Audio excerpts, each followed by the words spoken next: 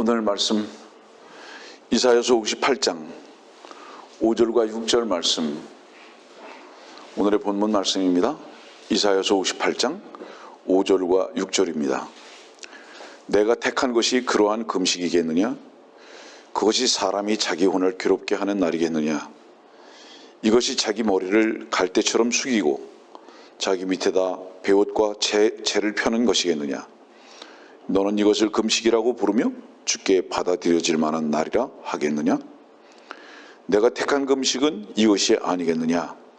사악한 결박을 풀어주고 무거운 짐을 벗겨주며 억압받는 자를 놓아주며 모든 멍에를 꺾는 것이 아니냐? 61장, 이사야서 61장 1절 2절입니다.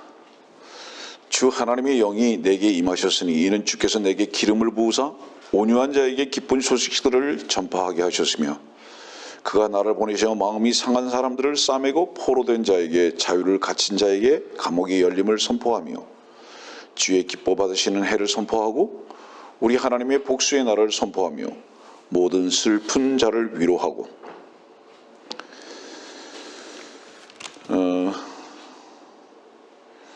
이사야서 58장에 5절과 6절은 사람들이 하는 금식과 하나님께서 말씀하시는 금식에 대한 차이점을 조명하시다가 61장에 넘어가서 2절 말씀 보면 주의 기뻐 받으시는 해를 선포하고, 이 말씀은 여러분들 잘 아시다시피 누가복음 4장에 주님께서 성전에서 말씀을 읽으실 때에 주의 기뻐 받으시는 해를 선포하고 라는 이 말씀만 읽으시고 그 다음에 하나님의 복수의 날은 딱 의도적으로 성경을 덮고 안 읽으셨던 바로 그 구절입니다. 이거 우리 누가복음 4장의 말씀을 보면 누가복음 4장입니다. 19절인데요.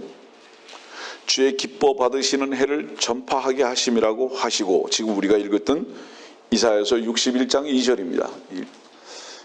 하시고 1절 2절인데 책을 덮으신 후 그것을 맡은 자에게 다시 주고 앉으시니 회당에 있는 모든 사람의 눈이 그에게로 주목하더라. 주님은 계속 읽지 않으신 의도가 있으신 거죠. 그러니까 복수의 날을 읽지 않아하고 의도적으로 성경을 덮으셨습니다. 그러면 그 의도가 무엇이냐면 주의 기뻐 받으시는 해와 복수의 날에 차이점이 갭이 있습니다. 2000년이라는 시간적 갭이 있어요. 그 2000년이라는 시간적인 갭은 은혜의 교회 시대 때입니다. 그런데 이때에 다시 주님의 말씀으로 인해서 자유함을 맛보고 풍족함을 맛보려면 반드시 전제되는 것이 있다. 그것이 뭔지 아느냐? 금식이다 이 말입니다. 이제 여러분들 요것을 제가 조금 그냥 간략하게 말씀드리는 거예요. 다시 말하면 주님께서 택하신 금식은 종교인들이 하는 금식하고 뜻이 다르다. 의미가 다르다 이 말이에요. 주님께서 원하시는 금식은 뭐였냐면, 자, 금식이라는 건 뭐죠? 금식이라는 거는요, 내가 죽었습니다 하는 거예요. 살 이유가 없습니다 이런 뜻인 거예요. 나는 죽었습니다. 살 이유가 없습니다. 그런데 사람들이 많은 경우에 이 금식을 어떻게 곡해하고 자기 나름대로 이것을 해석하고 받아들였냐면 하나님께 때를 쓰는 것으로 해석했습니다.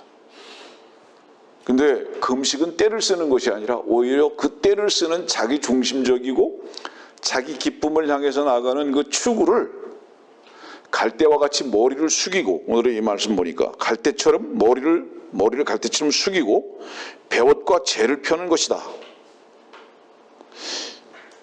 이렇게 되지 않으면 금식이 아니다 이 말이에요.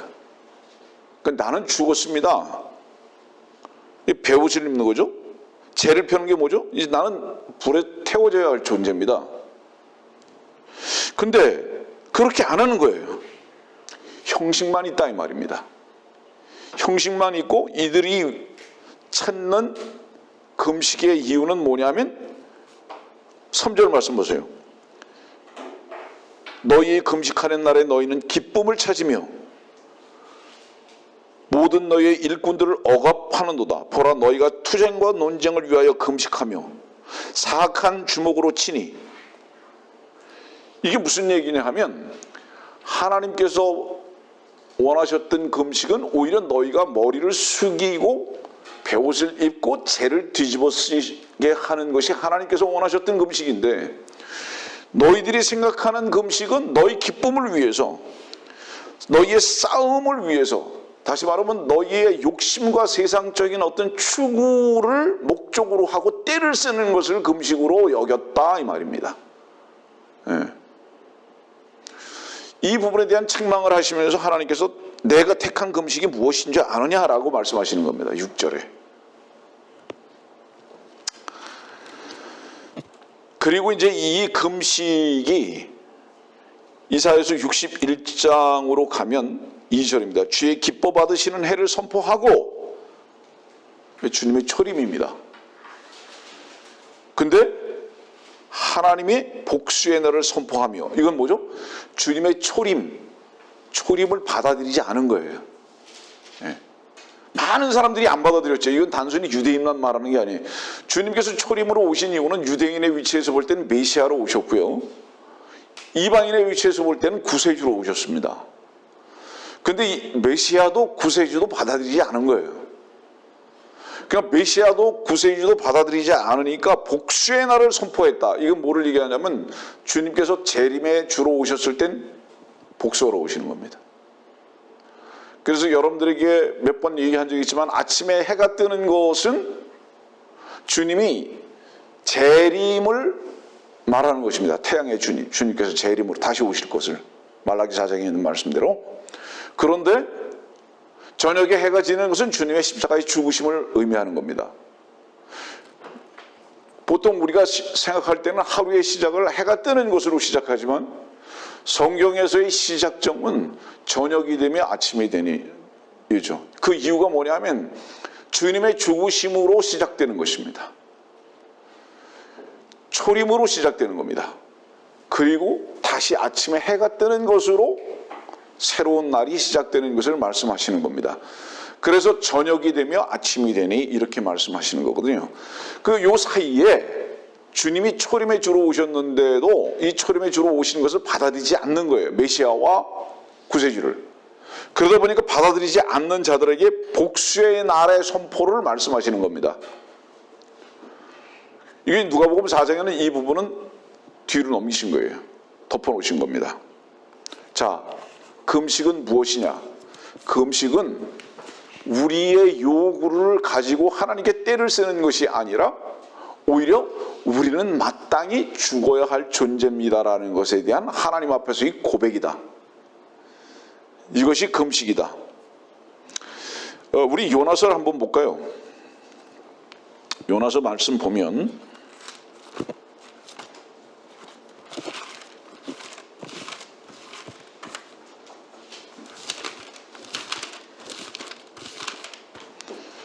요나서 3장입니다.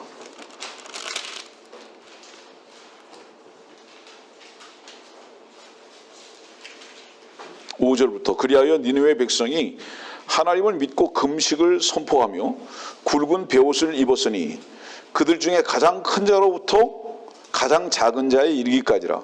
소문이 니느웨 왕에게 이르자 왕이 그의 보좌에서 일어나 그의 왕복을 벗고 굵은 베옷을 입고 제에 앉았더라. 왕이 그의 귀족들과 더불어 니느웨 전역에 칙령을 선포하고 조소를 내리게 하여 말하기를 사람이나 짐승이나 소떼나 양떼나 입에 아무것도 대지 못하게 하라. 먹지도 말고 물도 마시지 못하게 하고 사람이나 짐승이나 굵은 배를 쓰고 힘써 하나님께 부르짖게 할지니. 금식은 무엇이냐? 먹지도 마시지도 않는 거예요. 나중에 이제 우리가 살펴보겠습니다만은, 여러분들 모세의 금식과 엘리야의 금식과 주님의 금식의 공통적인 것들을 조명해 갈 것입니다. 조금 먼저 소개를 하면은, 모세의 금식과 엘리야의 금식과 주님의 금식의 공통점은 각각 다 40일이고 각각 장소가 다 광야입니다. 이것의 의미가 무엇일까? 광야에서는 마실 것도 먹을 것도 없는 거예요. 마실 것은 무엇이만이죠? 반석에서만 나는 물밖에 없습니다. 광야에서. 우리 주님이시죠. 먹을 것은 왜 없죠? 하늘에서 내려주는 만나 외에는 없습니다. 이것이 광야의 특징입니다. 엘리야는 물론 까마귀가 갖다 주었습니다. 의미가 뭐죠? 광야 자체는 목적이 무엇이냐면 죽음을 체험하는 것입니다. 여러분들, 우리가 주 예수 그리스도를 믿고 주님의 인도하심을 따라서 가는 길 가운데에서 이 세상을 우리는 광야라고 합니다. 광야의 목적은 무엇이냐? 잘 사는 게 목적이 아니라 날마다 자기 자신을 부인할 수밖에 없는 좁은 길을 가는 것이다라는 것을 보여주고 계신 겁니다. 이 좁은 길이라는 것은 뭐냐면 자기 자신을 날마다 금식하는 거예요. 그럼 실제로 이 육신의 양식을 먹지 말고 마시지 말자는 의미가 아니라 날마다 내가 겟세마나로 가는 겁니다. 어떤 형제가 보내준 문자의 말씀을 오늘 여러분들에게 읽어주고 싶었어요. 어제 저녁에 참 귀한 문자를 보내주신 형제가 있으셔서, 목사님, 오늘은 주님께서 겟세마나의 기도의 현장에 초청하셔서 넘치는 풍족함으로 먹게 하셨습니다. 예, 겟세마나에서는 먹죠. 금식하는 자들도 겟세마나에서 먹습니다. 털 깎인 어린 양 설교 말씀을 듣는 중 짐승에게 침뱉음을, 온갖 모욕을, 잔혹함을, 빈정거림을 당하신 주님은 원수를 사랑하시고 실천하신 주님의 말씀을 들으며 십자가에서 저희 어리석음과 교만과 나의 사랑과 아집이 발견되고 지극하신 주님의 사랑이 감동되어 흐느껴 울었습니다. 모든 자유로 이끄실 수 있는 저희 안에 친히 능력이 되시고자 통째로 다 깎인 모습이 되도록 고통의 시간을 이끌어 오신 주님 사랑의 손길을 기억하게 하십니다. 가인처럼 나를 높이고 살았는데 연자 맷돌이 되어 주님을 갈고 있었는데, 주님은 슬픔과 질고의 눈물을 흘리셨고 길을 잊어버리지 않기 위해, 우리의 무거운 것이 주의 것이 되게 하기 위해 영원히 끊어질 수 없는 멍에가 되셨으며 생명을 주시는 잔이 되기 위해 독배의 잔을 마셨고 나는 주의 것입니다 고백하게 하셨습니다. 무엇이 우리에게 이루어지는 게 아니라 하나님의 손에 있습니다. 나는 주의 날입니다. 주님의 강하심과 위로의 옷을 입히기 위한 주님의 이끄심에 잠잠히 주님을 기다리고 찬양하게 하셨습니다.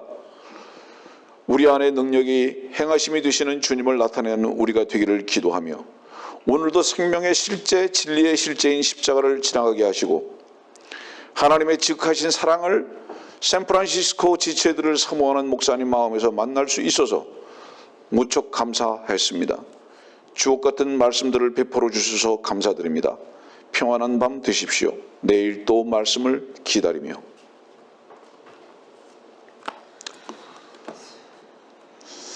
분명히 이 형제는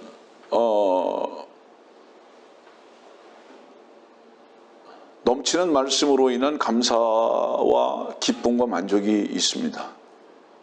어디서요?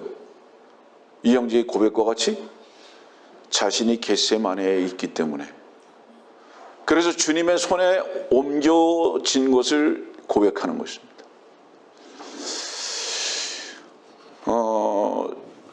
주님께서는 우리를 왜 십자가로 날마다 초청하시냐 하면, 우리를 죽게 하시기 위한 것이 아니라 사실은 우리의 참다운 기쁨과 감사와 만족과 자유함을 주시기 위해서.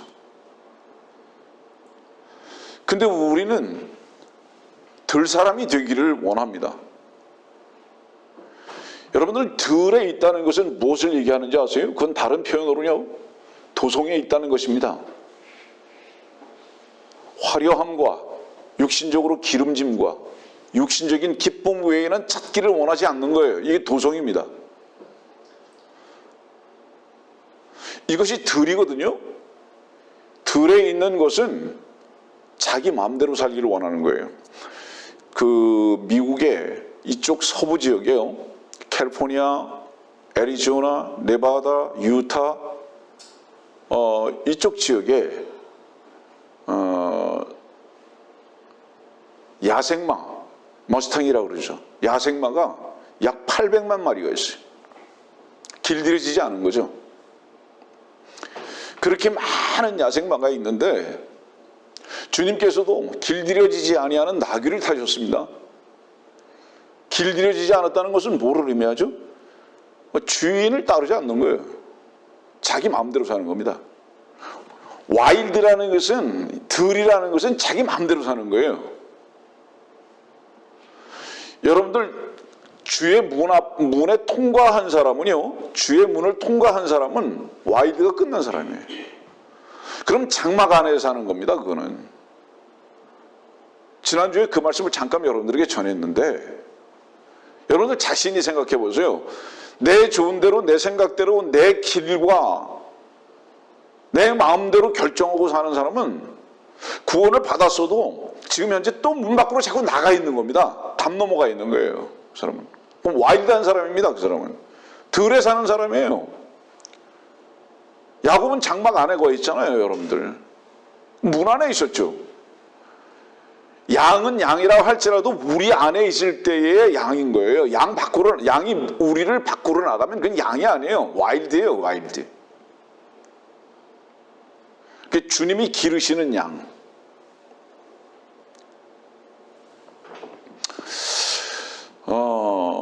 이 창세기 22장에도 보면은 숲에 그 뿔에 양이 걸렸잖아요. 그건 우리에 있지 않잖아요. 그죠? 밖에 있었죠. 누가복음에도 보세요. 우리에 있지 아니하는 양을 찾아가시잖아요. 주님께서. 그건 창세기 22장은 주님을 의미하고 계시는데 그 순양은? 그럼 그분이 왜 이 들에 있었느냐? 그분은 하나님 우편 보좌에 계셔야 할 분인데 죽어야 할 양으로 이 땅에 오신 거예요. 세상에. 이걸 드린 거예요. 거기서 잡히신 거예요. 주님은. 좀 다른 얘기를 하겠습니다. 여러분들. 양이 잡혀서 제물로 드려질 때 묶이죠. 금식 기도의 뜻이 뭔지 아세요? 눈이 감겨지고 손이 묶이고 무릎이 꿇어졌다는 것은요, 제물로 바쳐지는 양의 모습인 거예요. 이 사람들이 이거를 하나님 앞에 떼쓰는 것으로 생각하거든요. 기도를. 그래서 손과 발과 눈은 혹시 감고 묶여 있는지 모르지만, 이렇게 했는지 모르지만 실상 이 속에서부터 내 마음대로 하기를 원하는 이 요구가, 들짐승의 요구가 하나님 앞에 떼를 쓰는 것을 기도라고 생각해 버렸다 이 말입니다.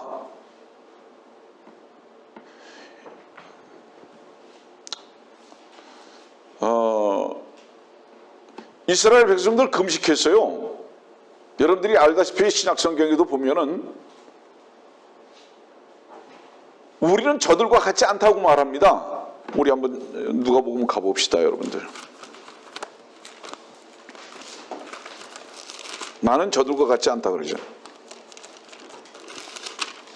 누가복음 18장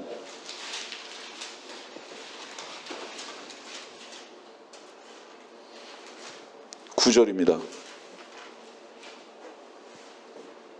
나중에도 이 말씀 찾아보겠습니다만은, 그 후 주께서 자기들은 의롭다고 스스로 믿고, 여기 스스로 믿고라는 건 뭐를 얘기하는지 아세요? 의의 옷을 입혀주신 그분으로 인한 의로움이 아니에요. 스스로 자기 행동으로 한 것에 대해서 그것을 의로 붙들고 있는 거예요. 스스로 믿고. 의롭다고 스스로 믿어요. 왜? 자기 행동에 대해서. 그렇기 때문에 다른 사람들을 멸시해요. 스스로, 자기 자신이 스스로 의롭다고 하는 사람은 반드시 다른 사람들을 멸시합니다. 너는 왜 똥 묻은 개가 재 묻은 개를 나무란다는 속담이 있어요. 네. 죄 묻은 개는 이미 깨끗해진 거예요. 죽은 거예요. 그 개는. 근데 두 사람이 기도로 성전으로 올라갔는데 한 사람은 바리새인이고 또 한 사람은 세리입니다. 근데 11절 말씀 보니까 그 바리새인은 서서 혼자 이렇게 기도하라. 하나님, 나는 다른 사람들, 즉 착취하고 불의함에 가늠하는 사람들과 같이 아니하고 또 이 세리와도 같이 아니함을 감사하나이다. 나는 일주일에 2번 금식하고 내가 얻은 모든 것에 11조를 드러나이다 하더라. 바리새인은요, 모든 형식을 다 해요.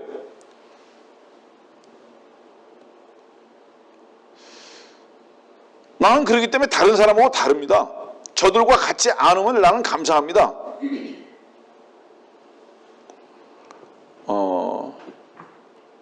감사를 모르는 사람들은요, 자기에게서 조건을 찾으려고 그래요.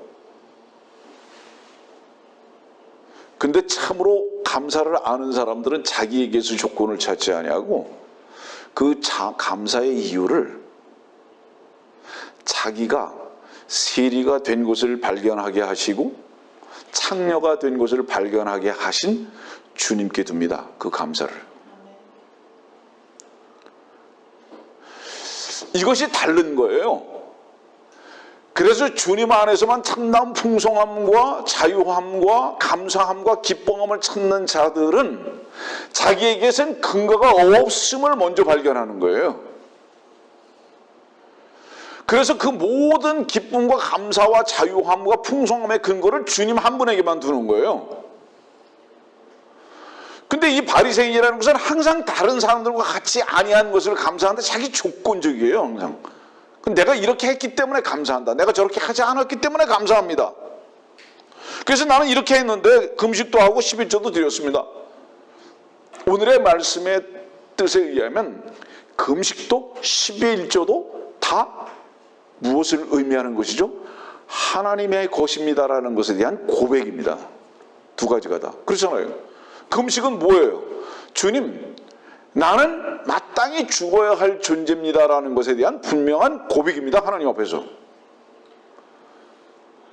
근데 내가 이렇게 했습니다. 이거는 앞뒤가 맞지 않는 거잖아요. 11조 뭐죠? 여러분들 이미 11조 공부해서 알겠지만은 주님께 드려지는 것이에요. 그것은 물질만을 말하는 것이 아니라 자기가 이미 주님 앞에 드려져야 할 존재인 것에 대한 고백에 대한 어떤 그 반응인 거예요. 그런데 이 바리새인은 어때요? 형식은 있는데 자기 자신은 한 번도 드려진 적이 없어요. 주님 앞에. 예배는 매주마다 나와서 하는데, 새벽 기도는 매일마다 하는데, 그 예배와 기도와 금식과 이 모든 것들은 자기 자신을 부인하는 것으로 시작해서 주님을 얻는 것으로 맞춰져 가는 거예요. 그런데 자기 자신을 부인하지 아니하고 자기 자신 안에 있는 욕심을 가지고 그분께 나오고 그 욕심을 얻으려고 하는 추구를 예배라고 사람들은 오해해버리고 만 것이다. 이렇게 마귀가 사람들을 속여버렸습니다.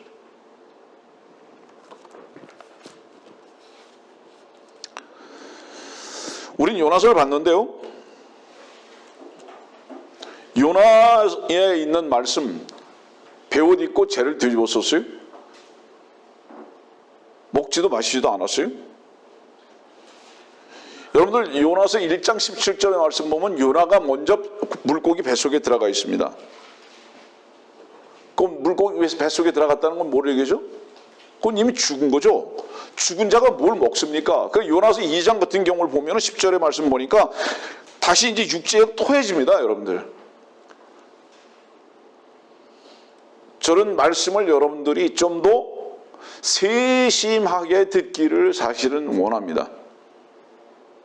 요나가 물고기 뱃속에 들어갔다 다시 토해졌다는 것은 죽음이 전제되지 않으면 절대로 새로운 생명으로서의 출생은 없다는 것을 말하는 거죠. 많은 사람들이 부활을 말하기는 하지만요, 죽음을 모르는 거예요. 부활은 다 좋아해요. 근데 죽음은 전부 다 받아들이기를 원하지 않는 거예요. 에베소서 1장 말씀 한번 봅시다. 에베소서 1장.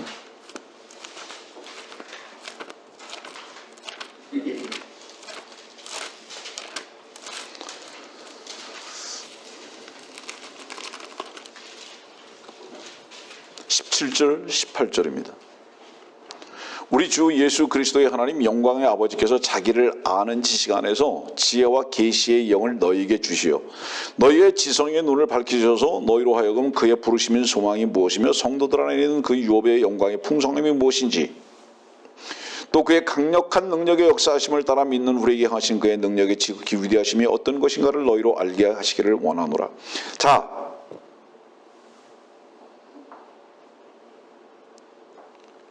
에베소서는 교회에게 주신 편지인데요. 이 교회에게 주신 편지라는 것은 뭐냐면 이미 새롭게 된 자들입니다. 오늘 지금 17절부터 말씀을 여러분들에게 읽어드리는 이유가 뭔지 아세요? 18절 말씀 보니까 17절 계시의 영을 받으면 지성의 눈을 밝히셔가지고 무슨 뜻이죠? 사도 바울로 다시 돌아갑니다. 먼저 눈이 감겨지고 그 다음에 눈이 떠집니다.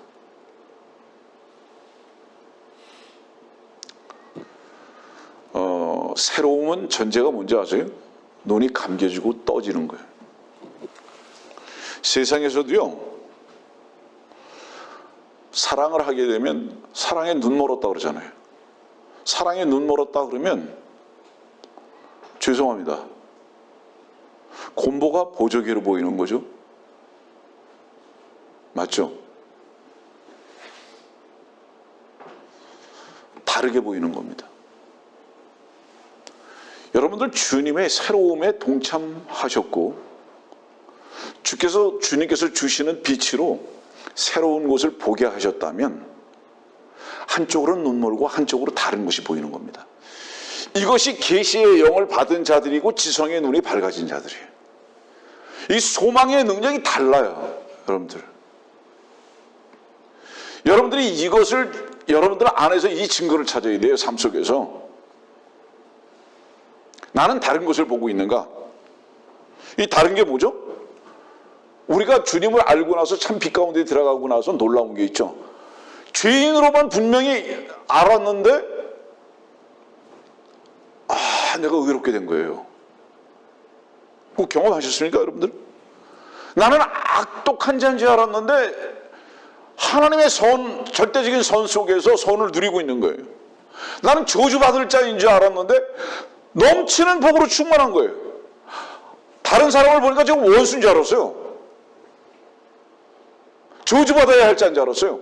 그랬더니 그는 원수가 아니라 사랑을 받아야 할 자고 저주받아야 할 자인 줄 알았더니 주의 은혜로 풍성해야 할 존재인 것으로 다시 바뀌어져 버린 거예요. 어떤 사람의 모습을 보니까 거친 광야 같았는데 보니까 거기서 꽃을 보게 되는 거예요. 이게 완전히 하나가 눈이 감겨지고 새롭게 눈이 떠진 사람들의 분명히 공통적인 증거죠. 자, 여러분들 주의 말씀으로, 새로운 말씀으로, 주의 새 언약으로, 은혜의 말씀의 언약으로 새롭게 눈이 떠졌다면 반드시 전제가 뭐냐? 눈이 감긴 게 있어야 돼요.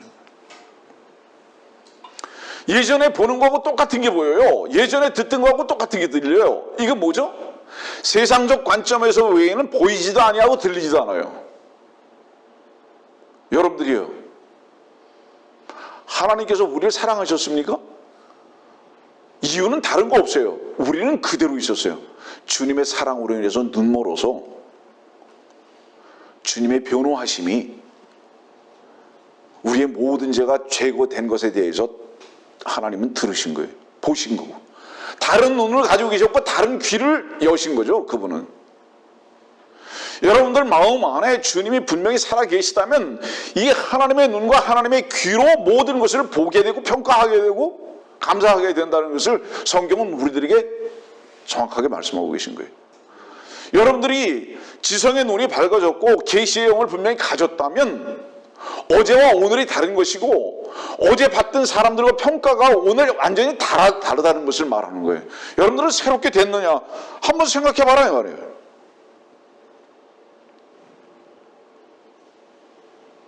하늘의 사랑을 맛봤다 그러는데 여전히 똑같아요. 여러분들 보세요.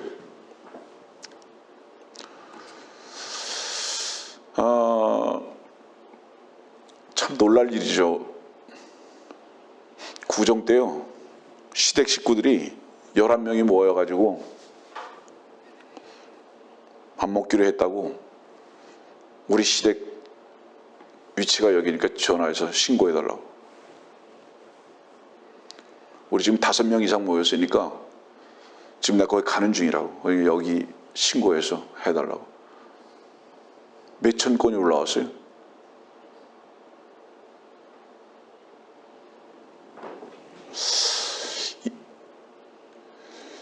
이 북한보다 더 무서운 사회가 된 거 아닙니까, 여러분들? 자기 부모들을 신고해야 돼요, 지금. 그렇게 신고하라고 그래요. 자기 형제들을 신고하라고 그래요. 이런 세상을 여러분들 어떻게 해야 합니까? 우리 대한민국은요, 일본의 140배의 법정 분쟁이 있어요. 일본의 140배예요. 미국의 약 100배예요. 140배, 100배의 법정 분쟁이 있다는 것은 뭐를 얘기하죠? 이렇게 자기 사랑으로 가득 찬 거예요, 우리 민족이 지금. 우리가 일본 사람들보다 미국 사람들도 의롭다는 뜻이죠. 천만에 제가 볼 때 절대로 아닙니다. 이렇게 자기 사랑, 자기 의로움 외에는 없는 거예요. 아전투구죠. 이 세상을 어떻게 여러분들을 설명해야 합니까?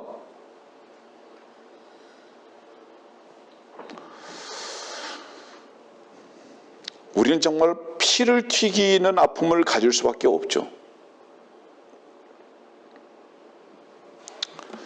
로마서 1장에 있는 말씀 한번 보겠습니다. 로마서 1장.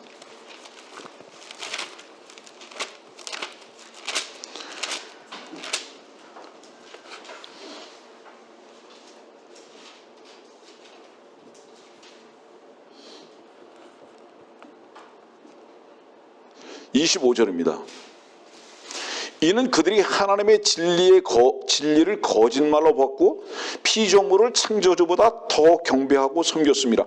여러분들 이 말씀이 얼마나 엄중하고 무서운 말씀인지 아세요? 피조물을 창조주보다 더 경배하고 섬겼다. 주목하세요. 카인도 하나님 섬겼어요. 근데 피조물을 더 경배했어요.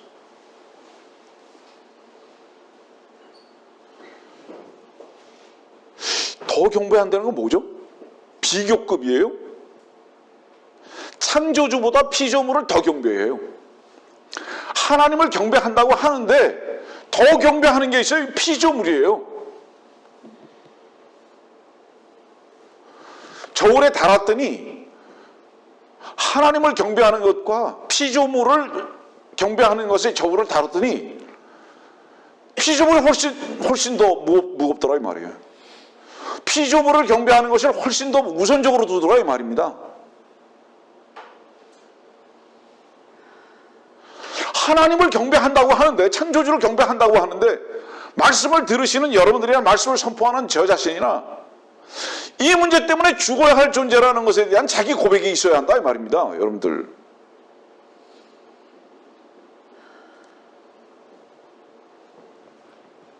하나님 경배한다고 하는데 피조물을 더 경배한다 이 말이에요. 목적이 피조물이 돼버리고 말았다 이 말이죠.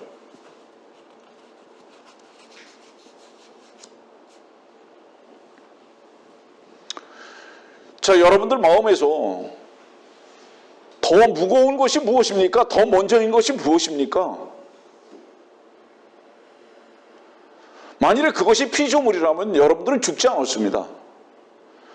오늘도 이 말씀을 들으면서 여러분들은 금식에 들어가야 합니다. 사실은 단순히 몇 끼를 굶는 것을 말하는 것이 아니라 나는 죽어야 할 존재구나.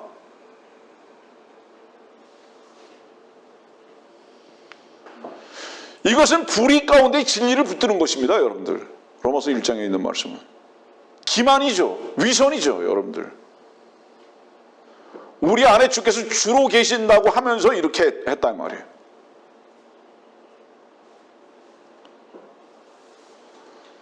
그래서 저 같은 목사라는 사람들도 이제 가정을 더 사랑해야 하기 때문에 은퇴한다고 하는 자들이 이제 유행처럼 퍼졌죠.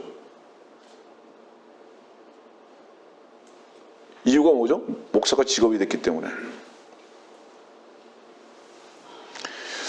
우리의 연약함이 있어요. 이 말씀 속에서, 피조물과 창조주 말씀 속에서 우리의 연약함이 있지만 정당화하고 살진 말자, 이 말씀을 드리는 거예요. 최소한 이 말씀 때문에 날마다 주님 앞에서 무릎을 꿇을 수 있는 마음으로 나가야 되지 않겠느냐, 이 말이에요. 나는 가정을 위해서 산다, 자식을 위해서 산다, 부모를 위해서 산다, 나는 이 세상에서 무엇을 먹을까 입을까를 위해서 산다 하는 이런 명제만큼은 죄라는 것을 알고 살자, 말이죠.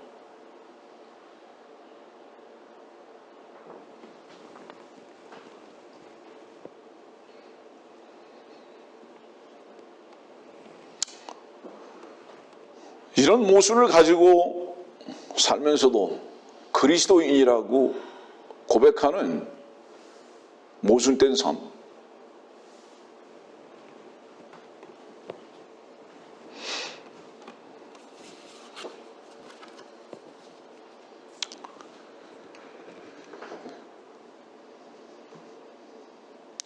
우리 다른 말씀을 좀 보겠습니다.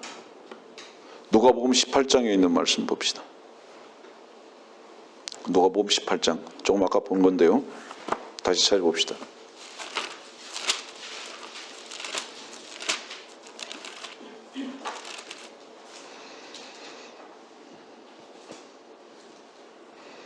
(3절입니다)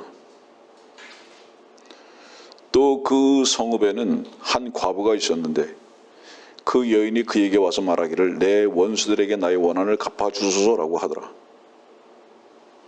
8절입니다. 내가 너에게 말하노니 하나님께서는 그들의 원한을 속히 갚아주시리라. 그러나 인자가 올 때 그가 세상에서 믿음을 찾아볼 수 있겠느냐고 하시더라.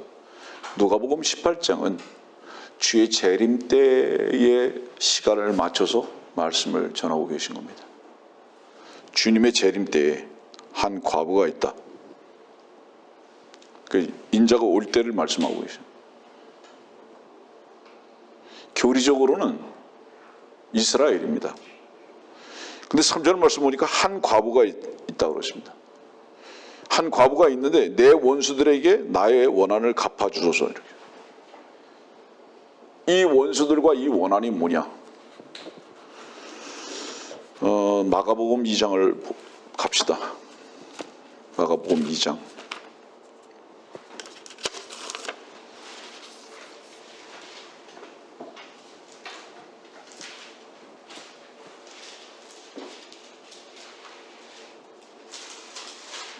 (17절부터입니다) 예수께서 그 말을 들으시고 그들에게 말씀하시기를 건강한 사람들에게는 의사가 필요 없지만 병든 사람들에게는 필요하니라. 나는 의인들을 부르러 온 것이 아니요 죄인들을 회개에 이르게 하려고 왔노라고 하시니라.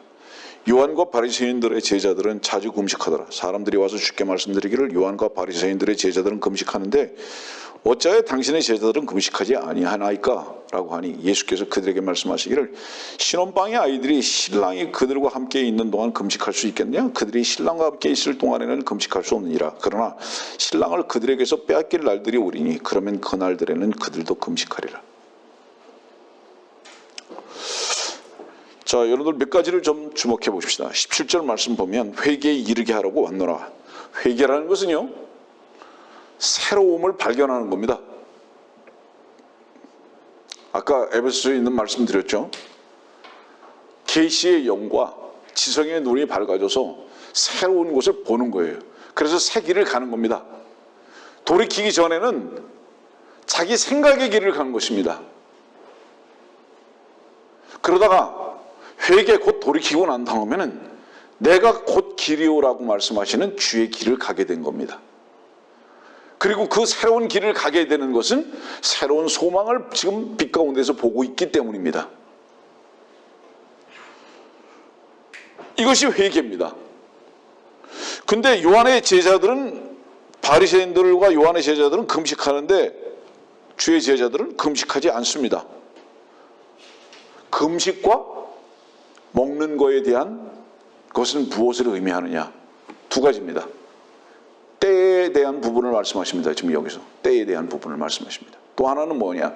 신랑에 대한 부분입니다. 다시 말하면 신랑이 있으면 금식하지 않는다. 신랑을 뺏기면 금식한다. 다시 말하면 이건 뭐죠?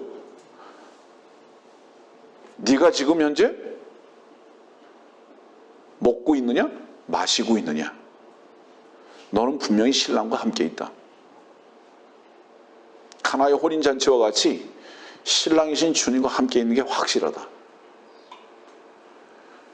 이거는 세상의 음식을 말하는 게 아니잖아요, 여러분들. 십자가에서 우리들을 위해서 몸이 찢기신 그 몸을 먹고 그 피를 마시는 것을 지금 말씀하고 계십니다. 주님으로 인한 놀라운 만족이 있느냐? 그 말씀으로 인해서 너는 지금 분명히 네 안에 신랑을 영접한 그 신랑을 신랑으로 분명히 인정하고 사는 게 확실하다. 여러분들, 우리 안에 하나님의 아들을 영접하면 하나님의 아들들이 되는 권세를 주셨다 그래서 요한복음 1장 12절 그러잖아요. 그분은 신랑이십니다.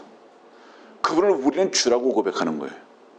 이 주가 내 안에 참으로 신랑으로 계시느냐? 영접했느냐? 제가 말씀드리지만 이 신랑을 영접한다는 단어를 씁니다. 영접이라는 단어는 신랑과 왕에게 쓰는 단어인데 신랑을 영접했느냐? 그가 네 안에 주가 되었느냐? 왕이 되었느냐? 그렇다면 넌 지금 먹고 마실 수 있다. 만족하는 거죠. 그런데 누가복음 18장도 보고 오늘 마가복음 2장 말씀도 보니까 신랑이 뺏겼어요. 누구한테 뺏겼는지 아세요? 율법에 뺏기고 바리새인들에게 뺏긴 거예요. 율법과 바리새인을 말하는 거예요. 지금 요한과 바리새인들.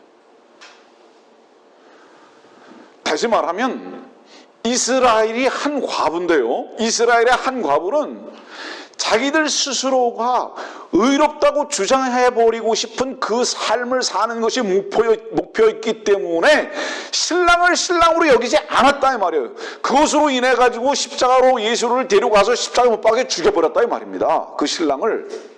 지금 이 말씀이 그 말씀이에요. 왜냐하면 요한의 제자들과 바리새인들은 자기네들이 스스로 의롭게 되는 것을 추구했지, 주님께서는 뭐라고 말씀하셨죠? 너희는 독사의 세대라고, 사실 너희는 눈 멀었다고. 그 지적을 전혀 받아들이지 않는 거예요. 그 결과 어때요? 주님을 팔아버렸죠. 여러분들 누구한테 속은 거죠? 지금 속아서 주님 십자가에 못 박혀 죽여버리겠어요. 누구한테 지금 속은 거죠? 선악을 알게 하는 나무의 열매의 종교의 영에 속은 겁니다. 그 종교의 영에 속아서 진리의 영이신 주님을 십자가로 팔아버린 거죠. 마태복음 27장을 보면요, 요한복음의 말씀도 누가복음의 말씀도 마태복음의 말씀도 계속 겹쳐서 우리들에게 주시는 말씀들 가운데 이런 게 있어요. 여러분들, 바라바가 되어본 적이 없는데 주님께서 내 대신 나에게 자유를 선포하신 것을 알 방법이 있습니까? 자기 자신이 바라바가 된 적이 없는데 십자가에 못 박으라고 소리만 질렀지, 저놈은 강도입니다, 저놈은 나쁜 자입니다라고 고소만 할 줄 알았지 자기 자신이 바라바로서 발견된 적이 없는데 자유함을 맛볼 방법이 있습니까? 자기 자신이 간음한 자로서 현장에 와서 주님 앞에 붙들려 있어 본 적이 없는데 내가 너를 용서한다는 말을 들어본 적이 있을 수가 있겠습니까, 여러분들? 날 때부터 소경된 자가 주님을 바라보려면, 그 새로운 빛을 받아들이려면 자기 자신이 눈먼 거를 알아야 되는데 날 때부터 소경됐다는 것을 뭐를 얘기하죠? 흑암의 세력은 뭡니까? 선악을 알게 하는 종교의 영을 말하는 겁니다. 그 종교의 영에 의해서 내가 이렇게 살아야 한다고 생각하는 자기 스스로 빛을 만들어가는, 선을 만들어가고 의를 그 옷을 짜는 이사야서 있는 말씀에 의하면 이것은 옷이 될 수 없는 이것, 이 걸레 흔들고 다니는 이것, 이렇게 사는 자들이 어떻게 주님의 의의 옷을 입겠는가 이 말이에요. 여러분들이요, 창녀인 것이 발견되지 아니하고 강도인 것이 발견되지 아니하고 날 때부터 소경된 자가 된 자로서 발견되지 않는 자들이 어떻게 주의 말씀으로 말미암은 풍성함과 자유함과 빛을 발견하고 살겠는가 이 말이에요. 분명한 기점이 있다.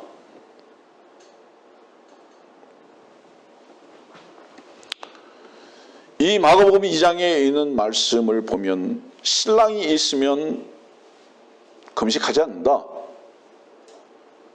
근데 신랑을 팔아버렸어요. 죽여버렸어요. 그 결과 주님께서 다시 신랑으로 오시기 전에 그들은 금식해야 합니다. 지금까지. 이유가 뭐죠? 형식을 말하는 게 아니에요. 나는 죽어야 할 존재입니다. 난 마땅히 죽어야 할 존재입니다. 가나의 혼인잔치, 신랑과 함께 있는 신혼방.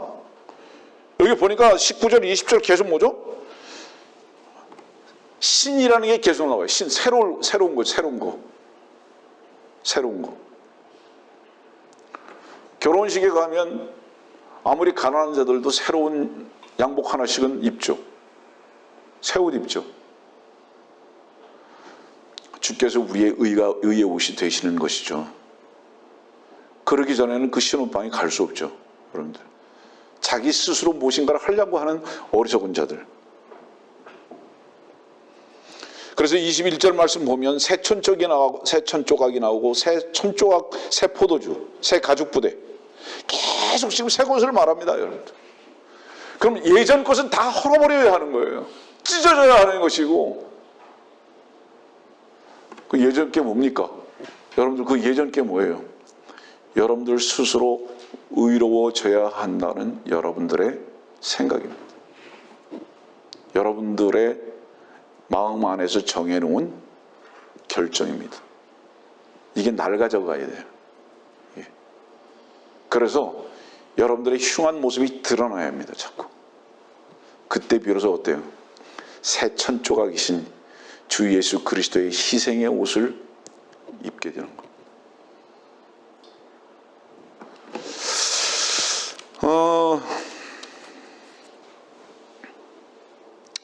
우리 다른 곳을 가봅시다. 열왕기상 가볼까요?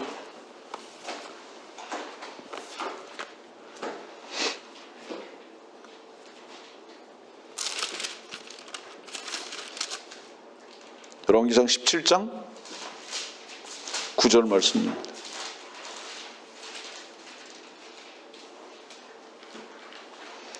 너는 일어나 시돈에 속한 사르밧으로 가서 거기 거하라. 보라, 내가 그곳에 있는 한 과부 여인에게 명하여 너를 부양하게 하였느니라 하심으로.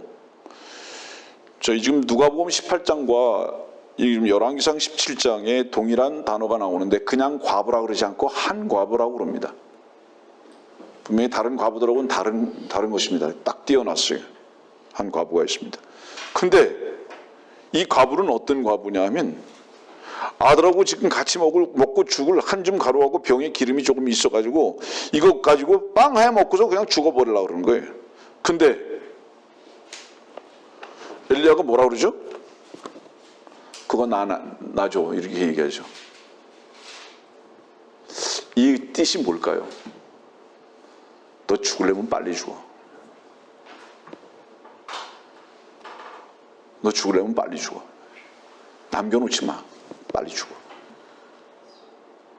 그래서 엘리야는 지금 가서 이 한 과부한테 지금 무엇을 가르쳐주고 있냐 하면 너 빨리 죽는 것, 빨리 금식하는 것, 먹는 거 이제 그만 먹어.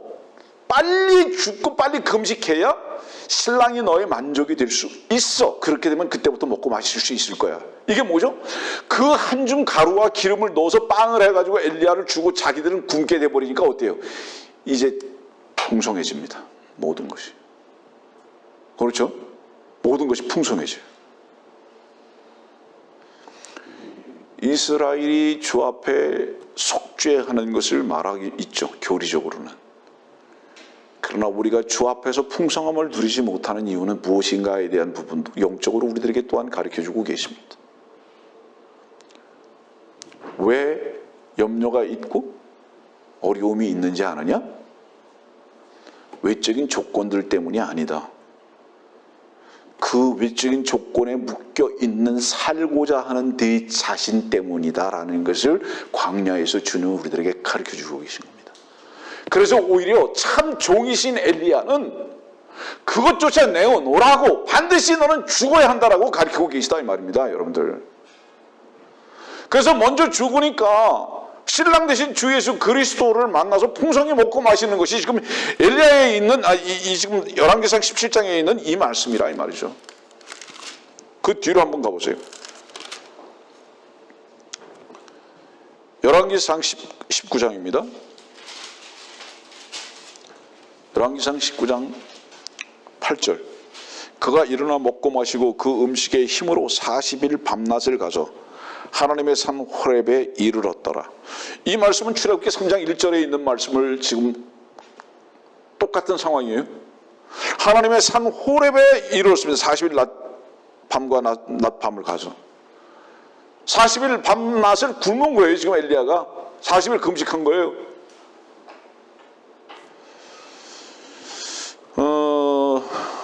올해 출애굽기로 한번 가봅시다. 출애굽기 24장 18절입니다.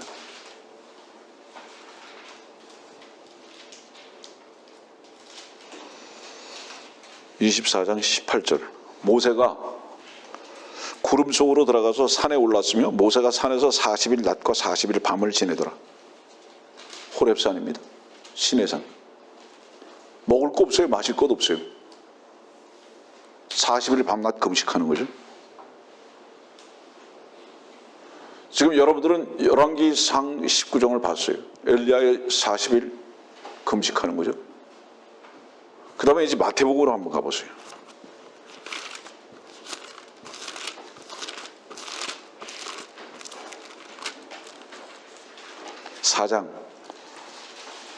마태복음 4장 1절 말씀. 그때 예수께서 마귀에게 시험을 받으시려고 성령의 인도로 광야에 가시니라. 40일 낮과 밤을 금식하신 후 시장하게 되셨을 때에 주님도 광야에서 40일 동안 금식하셨습니다. 처음에 여러분들에게 말씀 전할 때 이 말씀 전했어요. 우리가 구원받고 광야에, 이 세상은 도성이 아닙니다. 여러분들, 우리에게는 광야예요. 이 세상이 우리들에게 협조적이지 않다 이 말씀입니다. 주의 불기둥과 구름 기둥 외에는 우리의 위로도 없고 인도하심도 없다. 주님께서 하늘로부터 주시는 것 외에는 먹고 살 수 있는 것이 없다. 주님만이 우리의 만족이시다라는 것을 배워가는 겁니다. 우리의 육신의 모든 힘들과 생각들과 길들을 다 주님 앞에서 날마다 부인하는 삶을 사는 것이 광야다. 그래서 지금 마태복음 4장에도 보니까 주님께서 40일을 낮과 밤을 굶으셨어요. 다른 것을 한번 찾아봅시다. 이 세 분의 공통적인 부분을 지금 여러분들에게 읽어드리기를 원하는 거예요. 신명기 34장. 신명기 34장.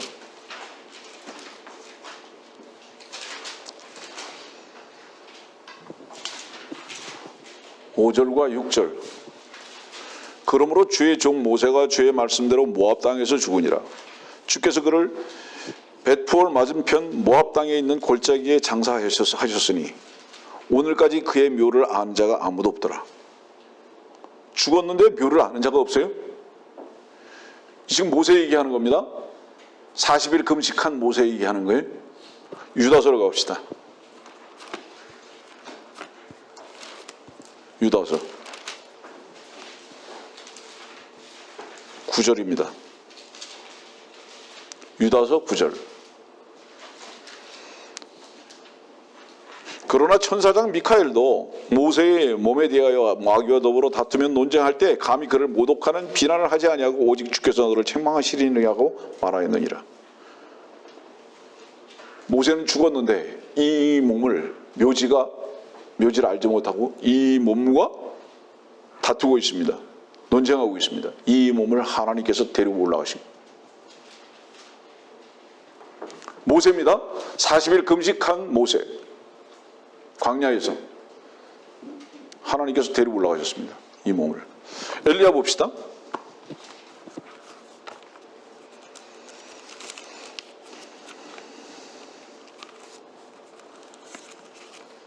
왕 열왕기하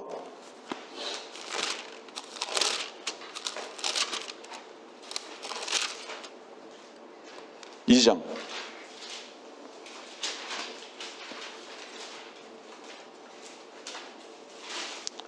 열왕기하 2장 1절과 11절입니다. 주께서 회오리 바람으로 엘리야를 하늘로 들어 올리려 하실 때 엘리야가 엘리사와 함께 길갈에서 나가 11절 그들이 아직 가면서 이야기하는데 보라 불병과 한 대와 불말들이 나타나서 그들 둘을 갈라놓더니 엘리야가 회오리 바람을 타고 하늘로 올라가더라. 올라가죠? 모세도 엘리야도 올라갑니다. 주님은 어떠셨습니까? 사도행전 1장 봅시다.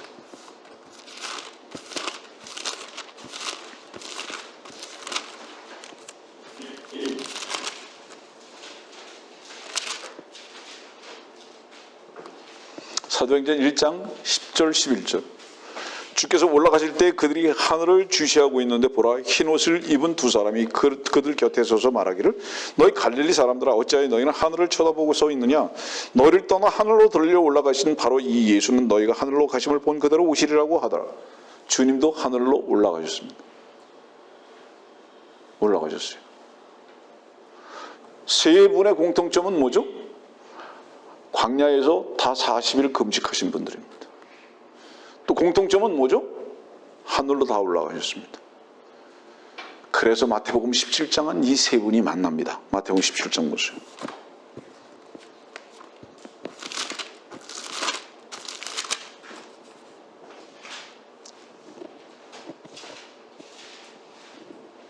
마태복음 17장 1절 엿새 후에 예수께서 베드로와 야고보와 야고보의 형제 요한을 데리고 따로 떨어져 있는 높은 산으로 올라가시어 그들 앞에서 변형되시니 엿새 후 주님의 재림입니다. 그런데 보라 모세와 엘리야가 그들에게 나타나서 주와 함께 이야기하더라.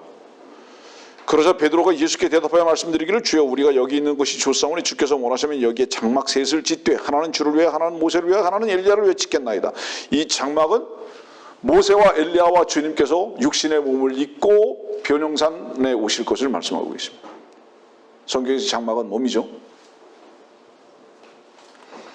다시 오시는 겁니다. 세 분이다. 지금 여러분들에게 이 말씀을 읽어드리는 이유가 뭘까요? 이 40일 동안 금식하셨다는 것의 그 의미는 뭐냐 하면 이스라엘 백성들이 주님의 재림을 앞두고 그들의 광야 생활을 말하고 있습니다. 그들의 광야 생활은 금식과 같은 삶입니다. 우리 그리스도인들에게는 이 땅에 남겨두신 이유가 뭔지 아세요? 잘 먹고 잘 살으라고 이 땅에 남겨놓으신 것이 아니에요. 날마다 우리 육신을 부인하고 우리 육신을 부인한다는 거 뭐죠? 여러분 육신 부인한다는 거 그냥 쉽게 말하면 이거예요. 나의 이익, 나의 자존심 이것에 대해서 눈이 머는 거예요. 아까 사랑에 대해서 말씀드렸듯이 사랑의 눈이 멀면은요 그 상대방에 대한 조건 같은 거는 전혀 고려가 되지 않는 거예요. 황태자가 창녀를 사랑할 수 있는 거예요.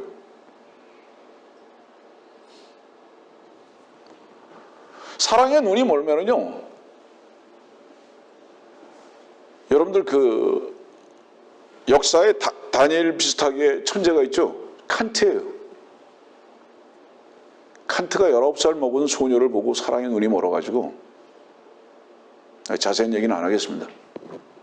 사랑의 눈이 멀면 민족도, 색깔도, 나이도, 환경도, 지위도 고려가 되지 않는 거죠. 새로운 게 보이는 거죠. 여러분들 주님의 사랑을 얻은 자들의 특징입니다. 원수를 원수로 대할 수 없어요. 안 보여요, 그렇게.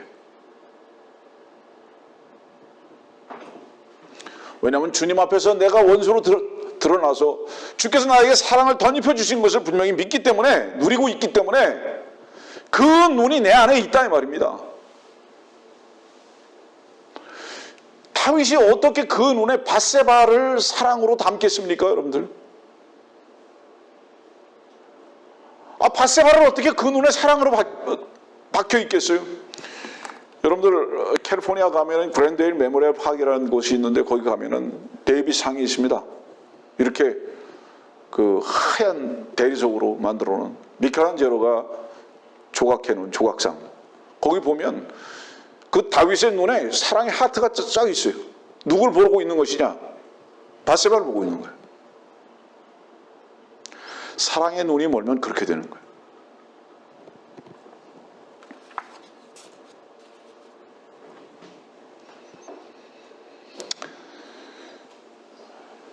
여러분들 자기 스스로 의로워지려고 하고 의롭다고 하는 자들은 과부적인 삶을 사는 거예요.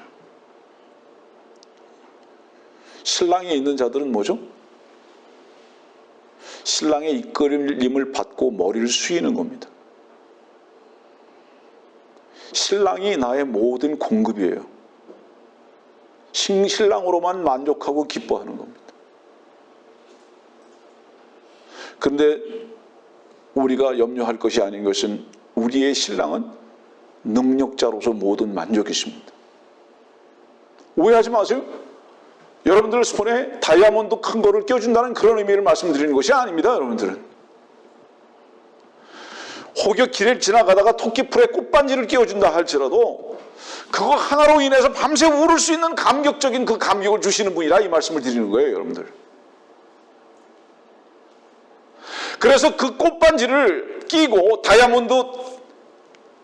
큰 다이아몬드를 바다에다 내버릴 수 있는 바로 이 만족을 주님께서는 우리들에게 신랑으로서 만족으로 채워주기를 원하시는 바로 그분이시다 이 말이에요. 그 신랑을 향해서 눈을 먼다면, 그 주님으로 인해서 눈이 먼다면 우리는 항상 기뻐하고 즐거워하고 찬송하고 자유하다 이 말. 우리는 오늘 모세와 엘리야와 주님의 공통의 사역을 봤습니다. 뭐가 공통의 사역이죠? 광야에 사는 우리 모두는 이미 죽음을 통과한 자들입니다, 여러분들. 이미 핏부림을 받은 자들이고요, 유월절을 통해서요. 이미 홍해를 건넌 자들이고 침례를 통해서요. 그리고 또 지금도 광야를 살고 있다면 매일 죽음으로 우리를 이끌어 가시는 주님의 이끄심 속에서만 사는 것을 말씀하고 있습니다. 다시 말하면 뭐죠? 날마다 죽는 것을 의미하는 것이죠.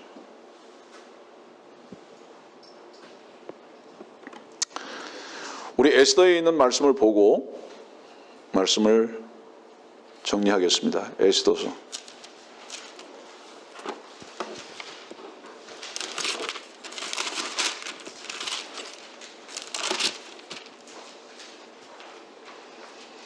4장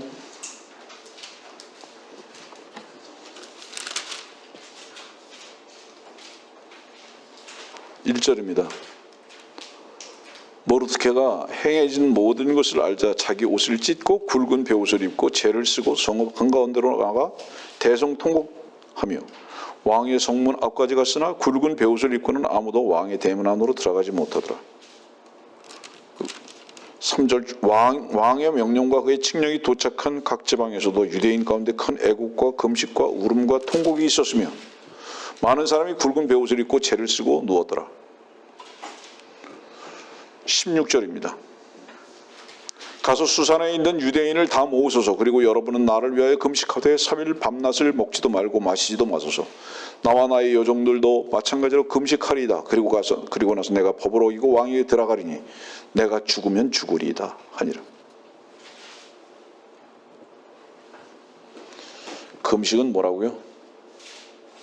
금식은, 자, 말씀 정리합니다. 이제 신랑을 팔아먹은 것을 아는데 자기의 의로움, 자기의 옳음 때문에 신랑을 팔아먹었어요. 그 자기의 옳음, 자기의 생각을 누가 집어넣어 준 거죠? 마귀가 집어넣어 줬잖아요. 자기의 옳음과 자기의 생각을 마음에 받아들이면요, 다른 것들은 전부 다 거부합니다. 그것을 오히려 죄라고 여기고 지적하는 자들을 오히려 돌을 들어서 치려고 합니다. 이게 성경의 역사예요. 사람들은 공통적으로 다 거짓되고 교만하기 때문에요, 자기 생각, 자기의 옳음만을 유일한 것으로 받아들입니다. 그 옳은 자기의 생각과 자기가 옳다고 생각하는 것에 대한 동의하는 자들만 친구가 됩니다.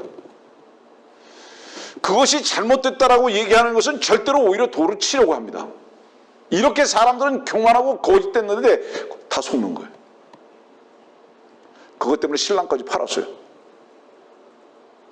나중에 자기 자신이 신랑을 뺏긴 것을 알았을 때, 신랑을 죽음에 내보낸 것을 알았을 때,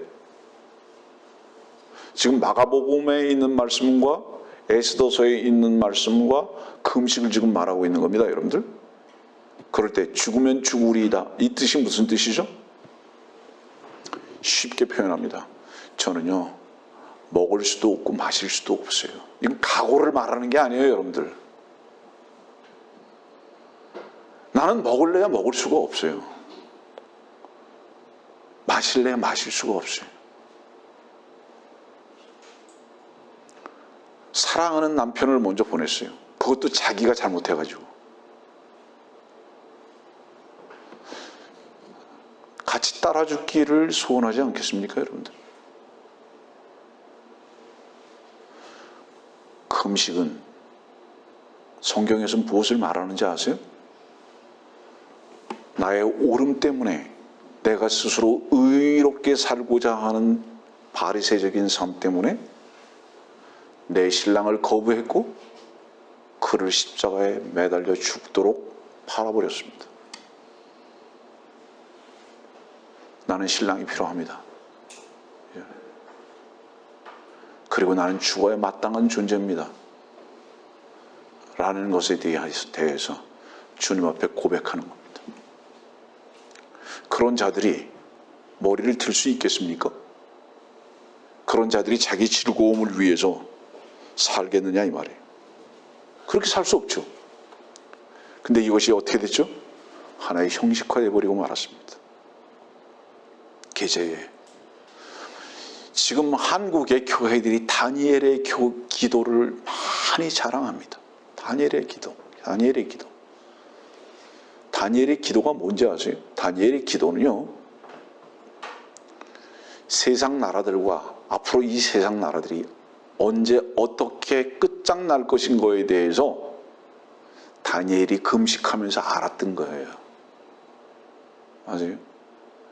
그러면 여러분들이 다니엘의 기도를 참으로 하게 된다면, 금식하면서 참으로 알게 된다면, 사드락 메삭 아벳느고 콩죽만 먹었죠? 안 먹었어요. 아무것도. 왕이 주는 거 안 먹잖아요. 이게 계시록의 말씀에 의하면 이게 육룡주 표를 받지 않은 거예요. 그것이 동정들이에요, 여러분들. 그것이 동정들이에요. 그 사드락 메삭 아벳느고가 동정들이라고요, 여러분들. 느부갓네살 왕에게 경배하지 않았잖아요. 그리고 그들은 음식을 거부했잖아요. 그들은 동정이에요. 그렇지만 그들은 어땠죠? 그 금식을 통해서 그 나라가 어떻게 끝장날 것인가를 알았죠. 다니엘의 기도, 사람들은 거기서 뭐를 구하는지 모르겠지만 다니엘의 기도를 바르게 할 수 있는 사람들은 이 세상이 어떻게 진행되어 왔고 지금 현재가 어떤 위치에 있으며 이 세상이 어떻게 끝날 것인가를 분명히 알 수 있는 지혜가 있습니다. 여러분들이요, 오늘의 말씀을 종결하겠습니다. 성경은 너무 많은 부분에서 자의적으로 해석하고 받아들이는 완전히 어두움에 속한 시대에 우리가 살고 있습니다. 우리는 음식을 입에 대는 것을 금하라고 말씀을 드리는 건 아니지만 날마다 죽어야 하는 위치에서 발견되지고 주님께 참으로 머리를 숙일 때 그때 주께서 우리의 권위가 되시고 신랑이 되셔서 우리의 모든 기쁨과 만족으로 채워주실 것을 이 말씀은 우리들에게 약속하고 계십니다. 이 말씀으로 여러분들 참된 풍성함을 얻는 사람들이 되기를 바랍니다.